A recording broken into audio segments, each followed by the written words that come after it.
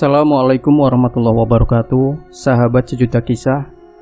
Terima kasih banyak untuk Anda yang masih selalu setia bersama kami, channel yang selalu menyuguhkan cerita-cerita misteri. Dan kesempatan kali ini kami akan berbagi sebuah kisah misteri yang berjudul Istana Paku Bulan dan Para Penunggunya. Bantaran sungai itu dipenuhi oleh rimbunan tanaman yang tumbuh subur, dari pohon-pohon yang berukuran sedang sampai yang sangat besar, yang usianya mungkin sudah puluhan atau ratusan tahun. Bagian yang jadi hak milik salah seorang warga, ada juga yang ditanami pohon bambu. Salah satu desa yang berbatasan dengan sungai itu adalah desa kelahiran saya, dan dulu almarhum kakek saya memiliki sebidang tanah yang ditumbuhi pepohonan bambu di bantaran sungai itu. Dan cerita pertama yang akan saya sampaikan adalah yang pernah diceritakan orang tua saya. Salah satu keponakan kakek saya, sebut saja namanya Pak Dimuin. Semasa hidupnya, Dimuin senang sekali memancing. Kadang juga menjaring ikan di sungai itu, tepatnya di sekitar kebun milik kakek saya. Dulu, sungai di sana masih jernih dan memang dikenal melimpah ikannya. Salah satu jenis ikan yang cukup diburu di sungai itu adalah ikan kakap yang jarang sekali bisa ditangkap oleh orang sekitar. Hanya beberapa orang yang pernah berhasil menangkap ikan itu. Dari cerita yang saya dengar dari warga sekitar, ikan kakap yang pernah tertangkap berukuran sebesar balita. Namun, siapa yang mendapatkan ikan kakap itu harus bersiap mengalami konsekuensi yang tak diharapkan. Dari bermimpi didatangi penunggu di sungai itu, sakit, bahkan bisa jadi meninggal kalau sampai memakan ikan yang didapatkan itu. Karena itu, siapa yang mendapatkan ikan itu pasti akan melepaskannya kembali sebelum ikan itu mati di rumahnya. Sudah ada kejadian yang pernah berhasil menemukan ikan itu dan membawanya pulang kabarnya. Setelah mendapat ikan itu, malamnya orang itu bermimpi didatangi sosok penunggu sungai yang meminta anaknya dibebaskan. Saat terbangun dan ingin membebaskan ikan itu, ikan tersebut sudah terlanjur mati. Alhasil, selang beberapa hari kemudian, orang itu dikabarkan terkena penyakit tak wajar dan akhirnya meninggal. Hanya dua jenis ikan yang dianggap tabu oleh warga sekitar sungai, ikan kakap dan lele yang berasal dari sungai itu. Cerita tentang hewan-hewan mistis dari sungai itu akan saya ceritakan di bagian yang lain. Dimuin sering menjaring di sungai itu di malam hari. Ia biasa menjaring ikan sendirian. Hanya kadang-kadang saja ia ditemani oleh tetangga atau orang dari desa seberang sungai. Saat saya kecil, usia Dimuin sudah cukup tua, dan bahkan sampai di usianya itu, beliau masih suka menjaring di sungai. Di sekitar kebun milik kakek saya yang sebelum meninggalnya kakek telah dijual pada warga desa yang lain. Berdasarkan cerita ibu saya, kejadian itu dialami oleh Dimuin yang pernah menjaring ikan bersama orang dari desa seberang sungai. Suatu malam Dimuin berjalan melalui jalanan kampung membawa jaring yang digendongnya. Sambil menghisap rokok kretek kelintingan, ia sesekali menyapa orang yang ditemuinya. "Jam segini sudah mau menjaring saja, Pak. Emangnya ikannya sudah pada keluar?" celetuk seorang warga. "Persiapan dong. Menjaring itu jangan menunggu air sungai naik. Kalau menunggu ya bisa tenggelam kamu," jawabnya diikuti suara tawanya yang khas. "Anda kalau menjaring ditemani siapa saja sih?" tanya orang yang sama. "Biasanya sih sendirian, tapi malam ini ada yang mengajak. Jadi aku berangkat agak sore." Setelah sedikit meladeni orang yang menyapanya, Dimuin langsung bergegas pergi ke arah sungai itu, ke daerah yang jadi penghubung desa. Di daerah itu ada jukung atau perahu lebar yang ditarik dengan kawat besi, yang biasa dipakai untuk menyeberang para warga antar desa. Jukung itu biasa ditarik oleh seseorang yang berasal dari desa seberang, biasa dipanggil desaan. Desaan merupakan orang yang cukup paham dengan keadaan bantaran sungai itu, karena ia sendiri tinggal di sebuah gubuk yang tak jauh dari lokasi tempat ia biasa menarik jukung. Malam itu, daerah bantaran sungai begitu gelap, tak ada pencahayaan di sekitarnya. Satu-satunya pencahayaan yang ada hanya dari lampu sentir yang dinyalakan oleh desaan yang sedang menunggu penumpang jukungnya. Dimuin sudah terlihat di sekitar jalanan dekat bantaran. Dengan hati-hati sambil memegangi jaring yang dibawanya, ia menuruni undakan jalanan setapak ke area sungai yang lokasinya menurun dari area jalan. Beda ketinggian antara sungai dan jalanan itu sekitar lebih dari 10 meter. Sebelum sampai di area sungai, beliau menyalakan senter besar yang sering dibawanya saat menjaring. Senter itu coba diarahkan ke arah jukung yang posisinya seperti terparkir di seberang sungai. Beliau mencari keberadaan desaan di sekitar sentir yang menyala. Ketemu dan dilihatnyalah seorang laki-laki tua berkulit coklat kehitaman dengan rambut agak gondrong bersender di atas jukung sambil menghisap rokoknya. Dimuin menepuk tangannya beberapa kali, lalu melambaikan tangannya. Saat desaan menoleh ke arahnya, "Kesini, aku mau menyeberang." Si penarik jukung itu berdiri dan mulai menarik tali jukung yang terikat antara satu pohon di area desa kami dan desa seberang. Jukung itu perlahan bergerak mendekati ke arah Dimuin yang sudah berada di bibir sungai. "Kamu itu sudah tua, malam-malam tak pakai baju. Apa nggak dingin?" Kebiasaan orang itu memang sering tak pakai baju saat menarik jukung. Katanya kalau pakai baju panas. Wajar sih memperhatikan bahwa pekerjaannya itu banyak mengeluarkan tenaga sampai berkeringat. Air sungai masih mengalir lembut dan tenang malam itu. Di antara kegelapan malam dan suasana bantaran yang sunyi, saat jukung mulai bergerak menyeberang, sempat terdengar bunyi pohon bergesekan dari arah seberang. Dimuin coba mengarahkan cahaya senternya ke arah bunyi gesekan itu. Tiba-tiba ada benda kecil menggelinding, tak kelihatan bentuknya. Namun saat benda itu menyentuh aliran sungai, terdengar bunyi biur yang sempat mengagetkan kedua orang yang ada di atas jukung itu. "Ada yang lewat, Pak. Lebih baik pulang atau jadi menjaring?" tanya desaan. "Alah, sudah biasa. Tak heran aku dengan mereka," sahut Dimuin. "Kamu itu seperti tak kenal aku saja.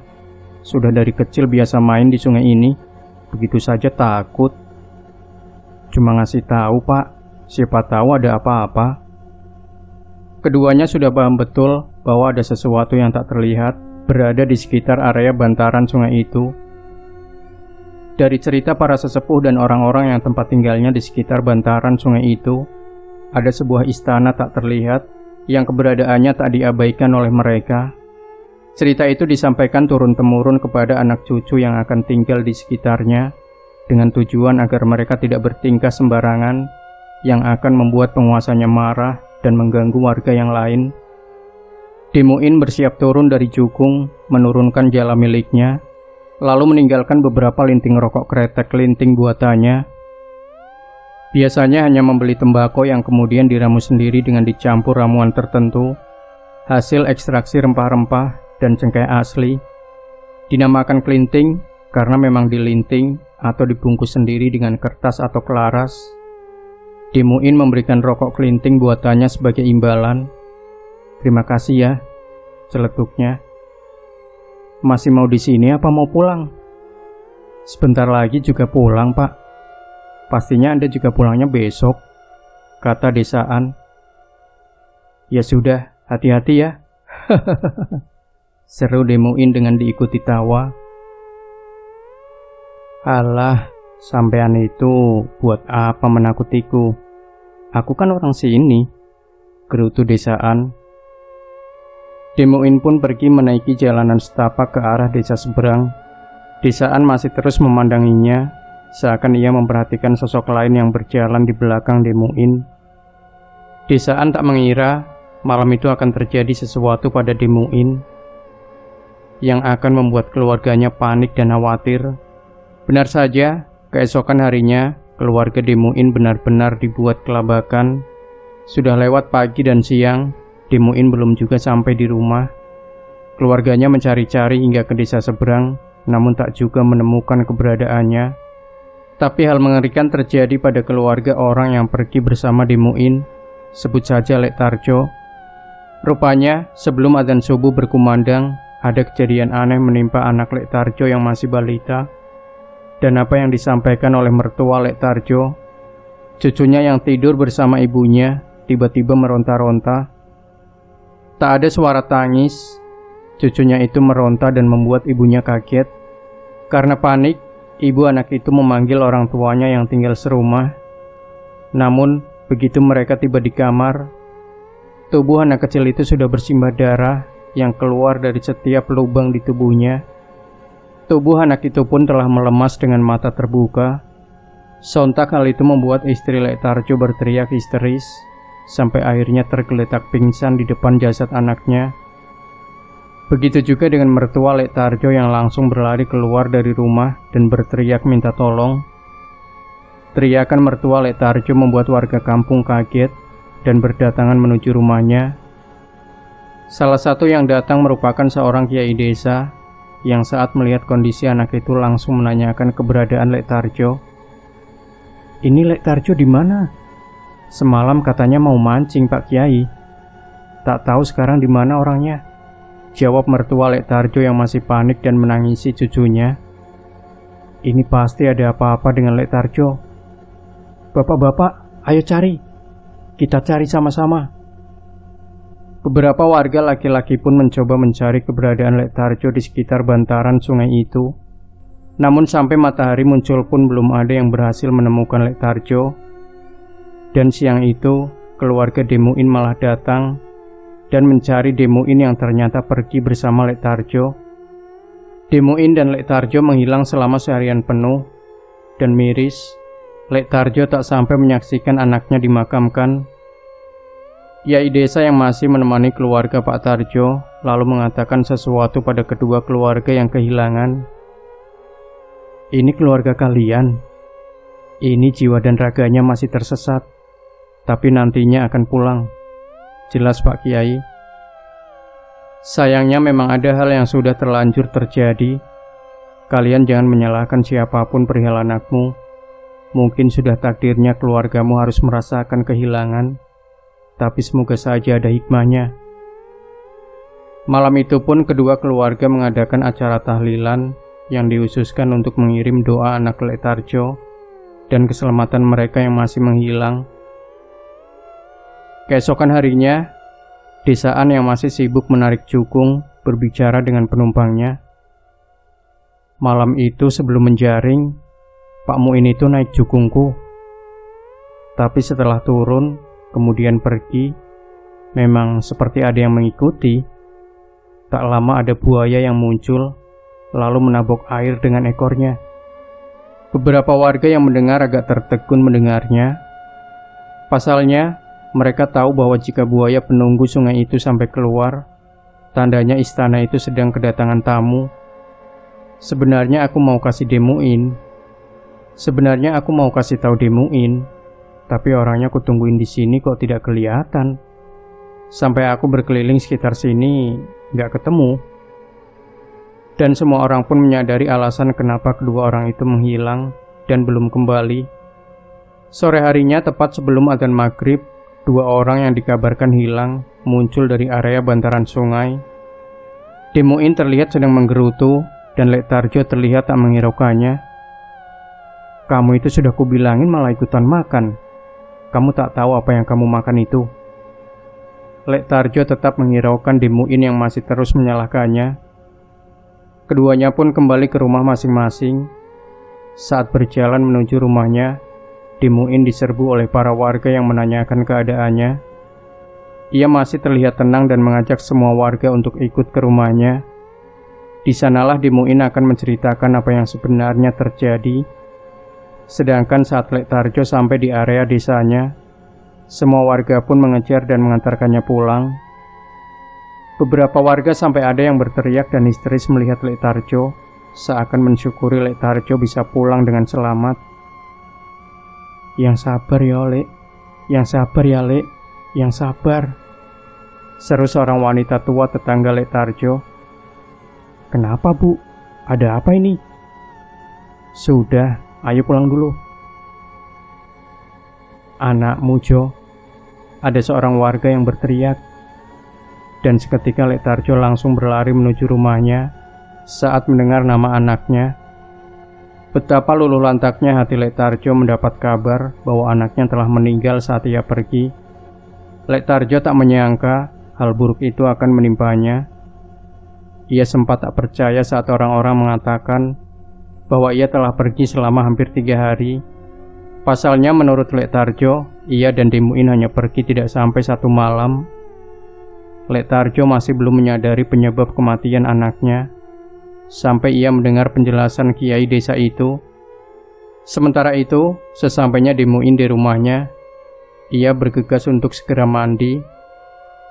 Menurutnya, hal pertama yang harus ia lakukan adalah mandi wajib untuk menghilangkan segala hadas besar yang entah sengaja atau tak sengaja terbawa di tubuhnya.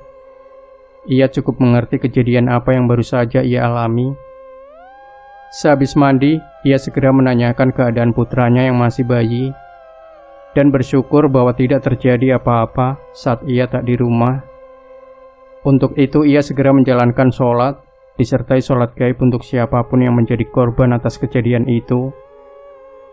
Barulah setelah ia selesai sholat dan kemudian menyempatkan diri membaca Al-Quran dan tahlil, ia menemui keluarga dan beberapa tetangga yang datang ke rumahnya. Terjadi pembicaraan yang cukup panjang saat itu, karena Demuin pun akhirnya menceritakan apa yang dialaminya. Malam itu setelah turun dari jukung desaan, Demuin berjalan menuju tempat ia dan Tarjo telah janjian untuk bertemu. Ia berjalan melewati jalan yang masih berupa jalanan setapak, di mana sekelilingnya masih dipenuhi pepohonan. Dari arah belakangnya, sesekali ia dengar ada suara terseret seakan mengikutinya. Untuk itulah ia terus melafadzkan ayat kursi selama di jalan. Sampailah ia di tempat Lek Tarjo sudah menunggunya. Saat itu ternyata Lek Tarjo berada di sana bersama seseorang yang baru kali itu dilihatnya. "Kamu sama siapa ini, Jo?" tanya Demuin pada Lek Tarjo yang sepertinya juga belum mengenal orang di sampingnya. "Oh, saya itu orang dari seberang, Pak. Saya sedang mencari tempat yang alamatnya di sekitar desa ini. Tapi sepertinya saya kesasar dan bertemu Pak Tarjo ini." "Oh alah. Terus gimana ini, Jo? Kamu jadi ikut jaring gak?" Demuin menanyakan hal itu pada Lek Tarjo, tapi juga menaruh curiga dengan orang asing itu. "Tidak apa-apa, Pak. Silakan saja kalau ingin menjaring. Saya juga baru bilang sama Pak Tarjo, kalau diizinkan, saya sekalian ikut saja." "Lah, tujuanmu bagaimana? Kok malah ikut menjaring?" Orang itu sedikit bingung memberi jawaban. "Gimana ya, Pak? Saya sudah kemalaman ini. Kalau saya pulang, nanti malah saya tak bisa menemukan alamat ini." "Tidak, jangan ikut. Mana alamatnya? Saya antar." Orang itu terdiam sejenak, tak tahu harus mengatakan dengan jujur atau harus mencari alasan lain. Namun belum sampai orang itu menjawab, dari belakang Demuin muncul desaan. Demuin sedikit memperhatikan desaan. "Kamu mau apa kesini? Katanya mau pulang." Desaan tak menjawab pertanyaan Demuin, ia malah mendekati orang itu. "Ini tamunya saudaraku, Pak. Aku disuruh mengantarnya." Demuin masih bingung dengan desaan. Belum sempat ia mengatakan sesuatu, desaan langsung menarik dan mengajak orang itu. Awalnya Demuin dan Lek Tarjo sudah bergegas untuk pergi menjaring. Namun tiba-tiba orang itu berteriak memanggil Lek Tarjo dan Demuin. "Pak, tolong Pak." Lek Tarjo dan Demuin pun bergegas menuju ke arah suara. Saat keduanya sudah di tempat orang itu berada, mereka melihat desaan sedang ditolong untuk bangun karena terjatuh. "Gimana sih kamu, Lek? Biasa lewat sini kok jatuh?" gumam Lek Tarjo. Lek Tarjo pun segera membantu desaan bangun. Demuin bergerak dari tempatnya berdiri. Ia masih tetap memperhatikan mereka yang ada di tempat itu. Ia merasa ada keanehan seperti pada dalam cerita seram, tapi ia tak tahu harus berbuat apa. Seakan ia menyadari bahwa mereka akan terjebak pada suatu peristiwa dan mereka tak bisa menghindar kecuali ada orang lain yang datang. Dimuin terus memikirkan bagaimana caranya mereka keluar dari jebakan ini. Setidaknya, bagaimana caranya ia bisa menyelamatkan Lek Tarjo. Bisa saja ia menyelamatkan diri sendiri, tapi bagaimana dengan Lek Tarjo? Ia sudah terlanjur menginjak Oyot Mimang yang akan menyesatkan langkah mereka. Sekalipun mereka berlari dari tempat itu, tak ada pilihan lain selain di antara dua pilihan itu. Ikut kemana desaan pergi membawa mereka, atau melarikan diri dengan resiko tersesat, dan mungkin tak akan selamat jika para penunggu daerah itu mengejar mereka. Dimuin pun harus mengambil pilihan bijak yang mungkin bisa menyelamatkan mereka, yaitu mengikuti kemana mereka akan dibawa. "Apa ini kita pulang ke rumahmu dulu saja, Pak D?" tanya Lek Tarjo. Desaan hanya mengangguk. Mereka pun bergegas berjalan mengikuti jalanan setapak itu menuju rumah desaan. Anehnya, seingat Lek Tarjo, rumah desaan tidak begitu jauh dari tempat mereka tadi. Tapi saat itu malah hampir berjam-jam mereka tak juga sampai rumah desaan. Lek Tarjo mulai menyadari apa yang sedang terjadi. "D, kita ini sepertinya kena Oyot Mimang," gerutu Lek Tarjo mulai merasa ketakutan. Begitu juga dengan Dimuin yang akhirnya mulai khawatir dengan keadaan mereka. "Sudah, tenang saja. Semoga ada orang lewat lalu menyadarkan kita," ujar desaan seakan ikut khawatir tapi masih mencoba untuk tenang. "Lek, gantian dong," seru Lek Tarjo meminta Dimuin untuk menggantikannya. "Dasar bodoh, mau-maunya membopong orang yang tak apa-apa, suruh dia jalan sendiri." Dimuin yang sudah merasa agak takut dan agak jengkel malah memarahi Lek Tarjo. Tapi desaan hanya memasang senyuman dan berkata sesuatu. "Dasar Muin, sudah tak apa-apa, biar aku berjalan sendiri." Desaan pun akhirnya berusaha berjalan sendiri dengan kaki yang agak diseret. Mereka berempat akhirnya berjalan terus menyusuri jalanan setapak yang sepertinya berkali-kali mereka melewati jalanan yang sama. Berdasarkan mitos yang ada, siapapun orang yang terkena Oyot Mimang akan terus tersesat, seakan terhipnotis untuk berputar-putar melalui jalanan yang sama sampai ada yang menyadarkan.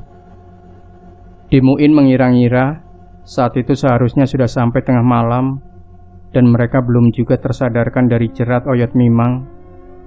Hingga akhirnya Lek Tarjo menyerah dan meminta mereka beristirahat sebentar. Saat mereka beristirahat itulah ada orang yang datang. Tapi ternyata Dimuin menyadari bahwa orang yang datang itu bukan berasal dari desa itu. Bahkan mungkin juga bukan berasal dari alam yang sama dengan mereka. Sungguh seperti dalam cerita seram saja, pikirnya. "Lah, kalian malah di sini? Sudah ditunggu dari tadi tak juga sampai." Dimuin pun keheranan. Desaan pun menjelaskan kalau orang itulah saudaranya yang sebelumnya dia katakan. Dimuin tahu betul siapa desaan dan ia yakin orang itu bukan saudaranya yang sebenarnya. Setelah bertemu dengan orang itu, mereka pun dibawa pergi ke suatu tempat yang terlihat seperti rumah megah. Lek Tarjo keheranan. Ia baru tahu kalau di desa itu ada orang yang punya rumah megah seperti itu. Malah dikiranya Oyot Mimang telah menyesatkan mereka sampai ke tempat yang jauh. "Lek, ini kita di mana?" tanya Lek Tarjo keheranan. "Sudah, tak usah dipikirkan, Pak. Yang penting sudah tidak kesasar di tempat rimbun seperti tadi," ujar orang asing yang tadi bersama mereka. Dimuin pun masih terus curiga dengan orang itu. Desaan diajak pergi oleh orang yang mengaku saudaranya itu dengan alasan hendak diobati. Mereka bertiga disuruh menunggu di tempat yang seperti teras yang sangat megah itu. Hingga pemilik rumah datang menemui mereka. Lek Tarjo masih terus merasa keheranan. Ia pun jadi malah mengagumi tempat itu. Tapi Dimuin malah memandangi dengan sinis, baik ke arah Lek Tarjo maupun orang asing itu. Pemilik rumah itu muncul dari arah pintu. "Oh alah, Anda sudah datang ke sini. Lah, ternyata bersama dengan orang sini. Pemilik rumah itu sepertinya mengenali Demuin, tapi tak begitu mengenali Lek Tarjo. Singkat cerita, mereka pun diajak masuk ke dalam rumah yang sangat megah itu. Orang itu sepertinya ada urusan dengan pemilik rumah yang kemudian mengajaknya masuk ke sebuah kamar. Sementara Demuin dan Lek Tarjo dibiarkan menunggu di area ruang tamu. Demuin masih juga merasa khawatir. Rasa takutnya entah kenapa belum juga hilang. Mungkin karena ia sudah mengetahui di mana sebenarnya tempat mereka berada. Lek Tarjo sesekali berkeliling di sekitar ruangan. Ia sepertinya masih memperhatikan sebuah lukisan yang bergambar aneh. Diperhatikannya lukisan itu dengan seksama. Imajinasinya seakan membuat gambar di lukisan itu terlihat seperti gambar seorang anak kecil. Anehnya, anak kecil yang ada di dalam lukisan itu terlihat sedang menangis. Ia terus memandang keheranan sampai dipanggil oleh Demuin. Jo, tak usah bertingkah kamu, di sini saja. Nah, sahabat sejuta kisah, cerita ini masih panjang, jadi jangan lewatkan sebuah kisah misteri yang berjudul Istana Paku Bulan dan Para Penunggunya bagian kedua. Dan jangan lupa berikan komentar Anda, like, share video ini, subscribe channel Sejuta Kisah, dan nantikan kembali cerita-cerita misteri terbaru dari kami. Wassalamualaikum warahmatullahi wabarakatuh.